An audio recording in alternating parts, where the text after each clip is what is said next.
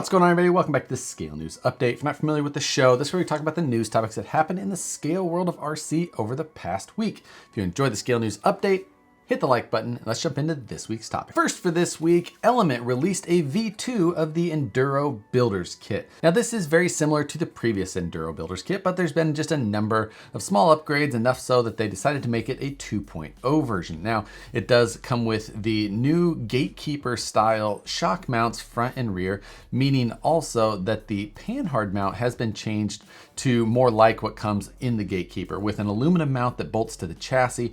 And then in the Gatekeeper kit, it does have an aluminum adjustable panhard actual connection point that goes up and down. In this version, it's plastic. That may be the way that it comes in the RTR, not totally sure, but a slight difference from the Gatekeeper kit at least. It does come with the new high clearance black coated suspension links all around, and we do see white Delrin pivot balls. So not metal, but not just a soft molded plastic. It's actually machined, but they are white, which was an odd choice. But regardless, better than injection molded, but maybe not quite as good as machined metal. We do also see a change to the shocks. Now you now get the bronze coated factory team style shock bodies.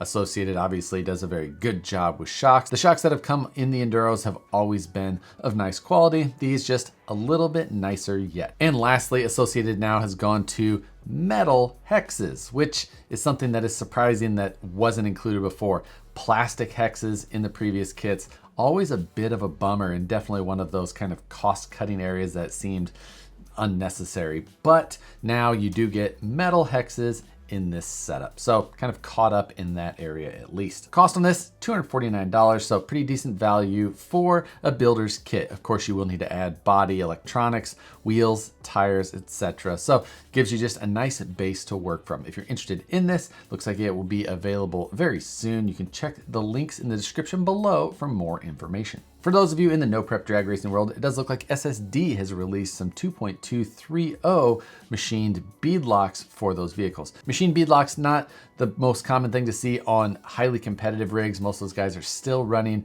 plastic with glued on tires. The 2230 beadlock is for the rear. For the front, there is an aluminum version, but it is a glue on style. New this week from Traxxas, a hobby knife. Just a regular old X-Acto knife, but they did go a step beyond pretty much anybody else and put their name casted right into the metal handle.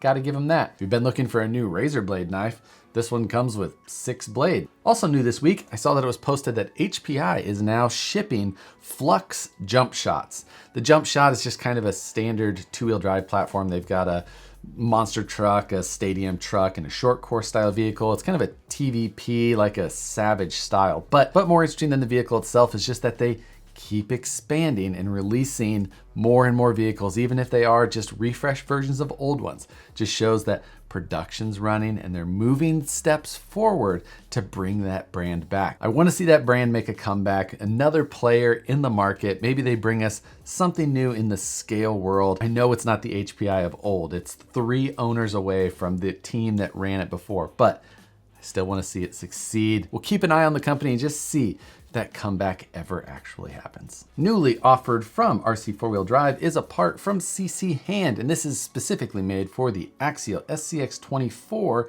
C10 truck. They call this a truck topper, but to me, it kind of looks more like a Blazer conversion, as a truck topper seems like it wouldn't go over the top of the cab itself. It comes with the sides and rear window, and it attaches with 6 screws through the backside of the bed and the top of the cab, and really looks pretty good on top of the C10 body. It really changes up the look overall. Just a nice way to transform a vehicle. Maybe you're getting a little tired of how it looked, but you didn't necessarily want to change the whole body. Here's an option. Check out RC 4-Wheel Drive's website. Links in the description below to this product, as well as the rest of the stories that we talk about today. A few weeks back, we talked about a functional jack from RC 4-Wheel Drive, and they've been one-upped with a 1/32 scale functional jack from Orlandoo. This says that it's functional. It uses some sort of CVD joint to actually make this thing functional. I almost have to get this just to see what this thing is, how it goes together. I feel like it's gonna be one of those things that you find in the hobby shop, where you fold the little pieces of metal all together and put the tabs in, and you end up with a tractor in the end and really sore fingertips. New this week at Vanquish, you can now get the Method 105s in a gold finish. Gold was offered on some beadlock rings previously to see if it was a color that people liked, and they ended up liking it. So it's now been released in the 105s as the first wheel to offer this color. And something to note is the Vanquish 105s are a 1-inch wide wheel compared to the 0.8-inch wide that the rest of the Vanquish wheel line is. So something to take in mind if you want a little bit different look than some of the other wheels that you've been running before, then another reason to pick these up. And speaking of wheels, Proline announced last week that they were putting the new Dumont paddles pre-mounted on wheels specifically for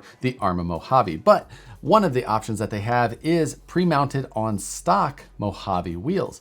And the reason I found that to be a little bit interesting is that those are not wheels that Proline makes. And this seems to be the first time that Proline is taking and offering their tires pre-mounted on a wheel that isn't a wheel that they normally manufacture.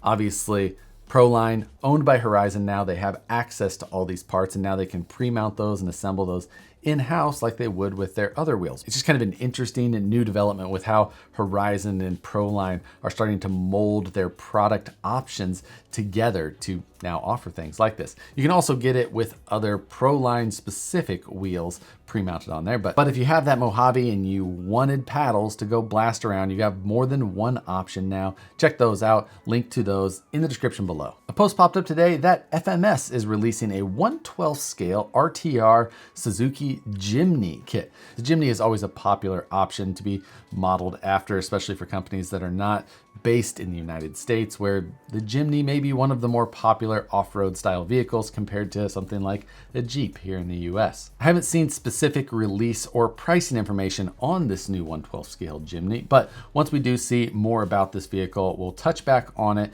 give you all of the details. If you find yourself over on AMain's site shopping, like I often do, you may run across their new Miami Vibes AMain Hobbies shirt that they've posted up. They've got these in all of the sizes from youth to like 4XL. So kind of a cool looking shirt, definitely has that 80s theme to it, since I definitely don't have enough RC related t-shirts. Axial Fest West is just around the corner. Hopefully I'll get to see some of you guys there. I've began prepping rigs for that. Last Friday night, I worked on my 1.9 Wraith, getting that all ready, and did a shakedown run last weekend just to make sure that everything went together smoothly. I went up near the Axial Fest area last weekend to shakedown of that vehicle just to make sure that everything was running smoothly. And I also shot some video while I was up there and posted that up yesterday. You can check the live build as well as the running video in the description below. Last week on Wednesday, I posted up the return of the OMG 63, the Traxxas 6x6 that Matt and I had attempted to turn into speed machines. And in that video, I revisited it and attempted to take that truck over 70 miles an hour, which I was successful at doing. The hardest decision I have at this point is deciding whether or not I'm just gonna set that thing aside, keep it looking good, just appreciate it for what it is, or if I'm gonna try and make it go faster. I don't know. I don't want to destroy the car. I absolutely loved that project. I just can't decide if I want to keep pushing it because bad things will happen. But that's gonna do it for this week's news. For this week's question, not really a question.